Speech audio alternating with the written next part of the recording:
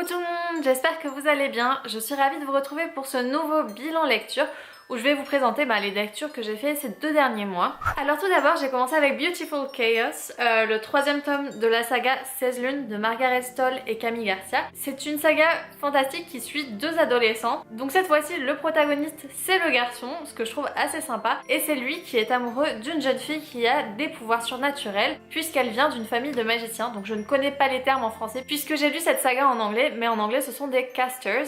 Et la famille de cette jeune fille est victime d'une malédiction en fait où à 16 ans on sombre soit dans l'obscurité soit dans la lumière. Et donc voilà, ça amène plein d'aventures. Au fil des tomes ils grandissent puisqu'ils avaient 15 ans au tout début et là ils s'approchent de leurs 18 ans. Il y a de plus en plus de créatures surnaturelles dans cette saga. Ce tome-ci partait un petit peu plus dans tous les sens que d'autres tomes. Donc j'ai peut-être un petit peu moins accroché et j'ai mis plus de temps à le lire, mais j'ai quand même passé un bon moment. Il y a des développements très intéressants et le personnage de John devient lui aussi très intéressant comme Ridley, la cousine de Lena qu'on a appris à découvrir dans le tome précédent. Et toute l'histoire en fait aussi de la mère de Lena est révélée dans ce tome-ci, donc c'est un tome que j'ai trouvé très intéressant. Et même s'il y a des petites choses qui m'ont un peu plus gênée, j'ai quand même vraiment passé un bon moment comme je vous le disais. Et je lui ai donné la note de 15 sur 20. J'ai ensuite terminé un livre audio que j'avais commencé il y a très longtemps. C'est le tome 2 des 7 sœurs de Lucinda Riley. Donc ce tome-ci c'est la sœur de la tempête et il suit la deuxième sœur de la famille. Donc cette saga en 7 tomes suit 6 jeunes filles pour l'instant. On ne sait pas encore trop ce qui va se passer dans le dernier tome puisqu'elles ne sont que 6 sœurs et elles portent le nom en fait de la constellation des 7 sœurs. Donc on se demande un petit peu où est la 7e sœur. Et il s'agit de fiction historique et de romance vraiment très intéressante. J'avais absolument adoré le premier tome qui m'avait fait découvrir le Brésil. Ce sont donc 6 jeunes filles adoptées et à la mort de leur père, elles héritent en fait d'indices qui leur permettra de découvrir ou non, si elles n'en ont pas envie, leurs origines. Dans le premier tome c'était Maya, l'aînée, qui était partie au Brésil, et dans ce deuxième tome c'est Ali, la deuxième sœur donc, qui part à la découverte de ses origines en Norvège, au cœur des fjords. C'est un tome que j'ai beaucoup apprécié également, même si je n'ai pas autant accroché. Après, ce qu'il faut savoir, c'est que dans cette saga, je pense que toutes les sœurs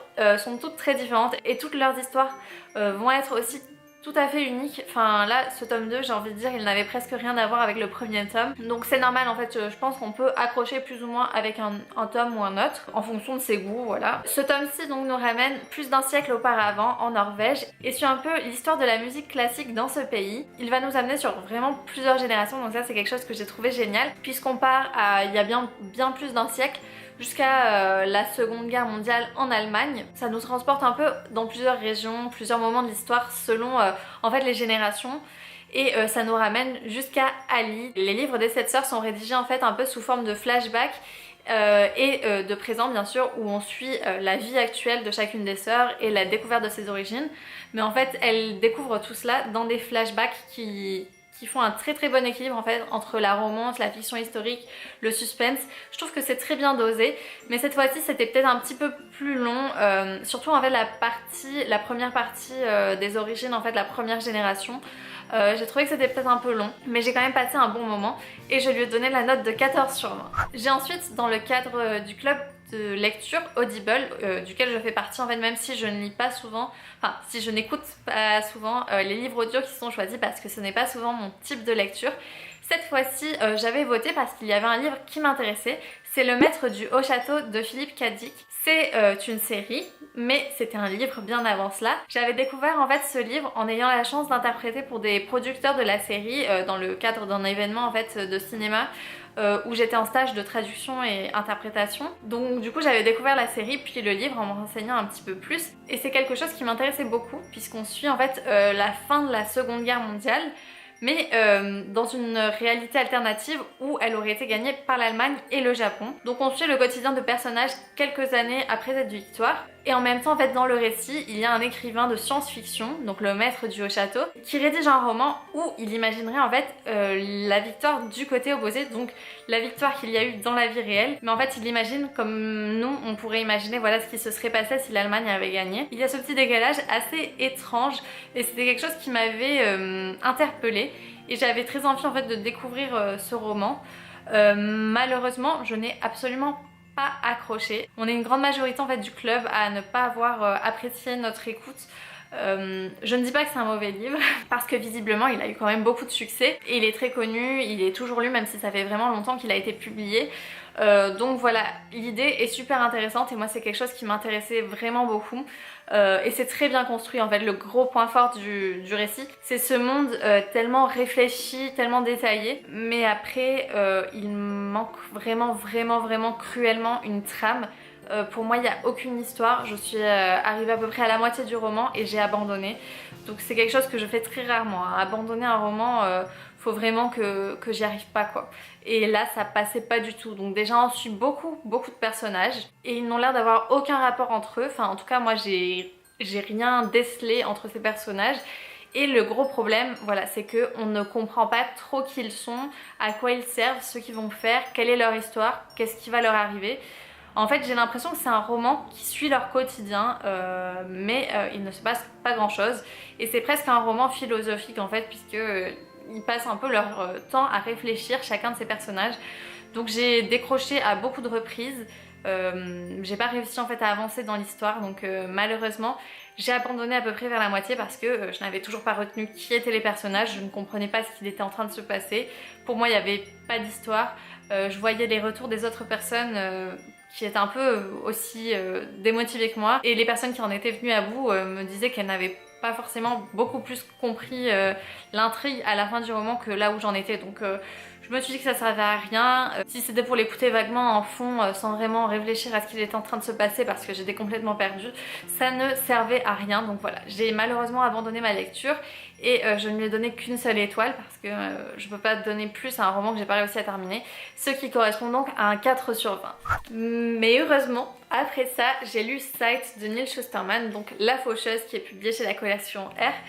Et c'est un roman absolument coup de cœur, donc voilà, ça rattrape bien les choses, heureusement. On suit donc l'histoire de deux adolescents dans un monde futuriste où on a vaincu la mort. En fait, les humains sont devenus immortels. Sauf que pour régulariser un petit peu la population, il faut qu'il y ait quand même des morts parce qu'il ne peut pas y avoir que des naissances et des personnes immortelles. Donc une organisation a été créée, ce sont les faucheurs, et ce sont eux qui sont chargés de tuer les personnes. Voilà comment se passe la mort dans ce monde. Et donc on va suivre deux adolescents, une jeune fille et un jeune garçon, qui n'ont pas du tout envie de faire ce métier mais qui sont choisis par un faucheur, et ils vont donc devoir laisser tomber l'école et se lancer en fait comme apprentis.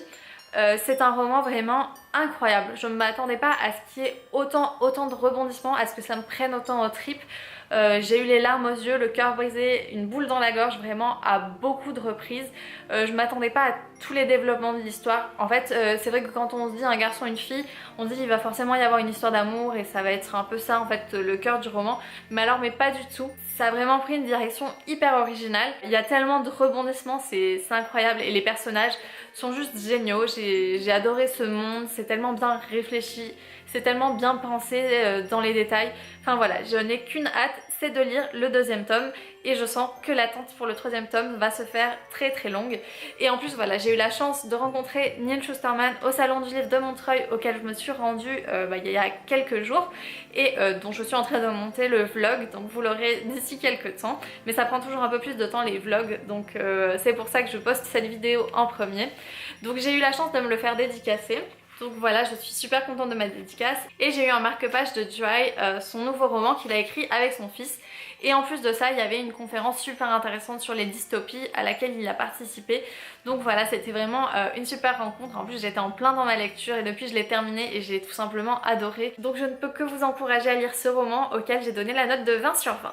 Et voilà, c'est terminé pour cette vidéo. J'espère que ça vous aura plu, que les livres que je vous ai présentés vous ont intéressé. C'était quelque chose d'assez varié. Il y a eu de la fiction historique, un roman un peu plus philosophique et pour adultes. Je crois que j'ai pas lu beaucoup de romans hors du young adult cette année et de romans fantastiques, dont un qui se tourne plutôt vers la science-fiction et un autre un peu plus vers la magie. N'hésitez pas à me dire dans les commentaires ce que vous avez lu et si vous avez aimé cette vidéo, à laisser un petit pouce en l'air, ça me fait toujours très plaisir, et les commentaires surtout, voilà, pour échanger avec vous. Donc voilà, je vous fais tout plein de bisous et on se retrouve très vite pour une prochaine vidéo.